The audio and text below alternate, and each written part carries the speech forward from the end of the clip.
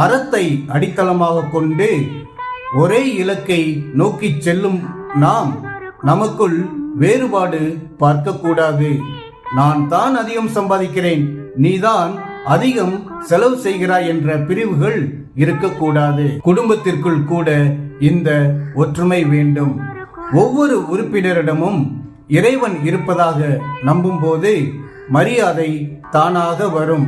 மரியாதை இருந்தால்தான் மனஸ்தாபம் இருக்காது.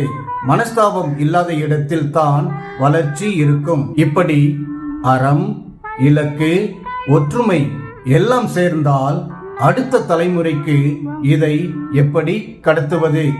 இங்குதான் நம் முன்னாள் குடியரசுத் தலைவர் டாக்டர் APJ அப்துல் கலாம் அவர்களின் வார்த்தைகள் பொருந்தும்.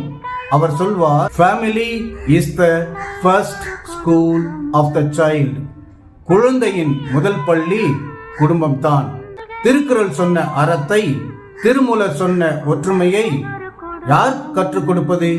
இந்த முதல் பள்ளிதான்.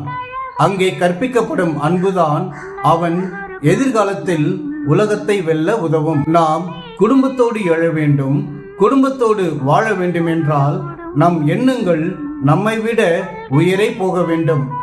அதற்கு இந்த முதல் பள்ளி வலுவாக இருக்க வேண்டும். பெற்றோர் நடத்தையை பார்த்துத்தான் குழந்தைகள் வளரும். நாம் ஒன்றாக எழும்போதுதான் அவர்கள் உயரே எழுவார்கள். தனித்து போனால் வேகமாக போகலாம், ஆனால் குடும்பத்தோடு போனால்தான் நிலைத்திருக்க முடியும். இதைத்தான் ஒரு சீன பழமொழி மிக அழகாக சொல்கிறது.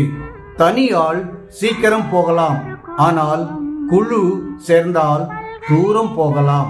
நாம் சீக்கிரம் பணம் சம்பாதிக்கலாம் தனித்து, ஆனால் வாழ்க்கை என்பது சீக்கிரம் முடியும் ஓட்டம் அல்ல. இது ஒரு நீண்ட பயணம். இந்த நீண்ட பயணத்தில் கடைசி வரை நம்மோடு நடக்க குடும்பம் வேண்டும். அறம் பிளஸ் இலக்கு பிளஸ் ஒற்றுமை பிளஸ் கல்வி இஸ் ஈக்குவல் டு நிலையான எழுச்சி, நிலையான வாழ்க்கை. இதுதான் குடும்பத்தோடு சேர்ந்தே எழுவதற்கான, குடும்பத்தோடு சேர்ந்தே வாழ்வதற்கான ரகசியம்.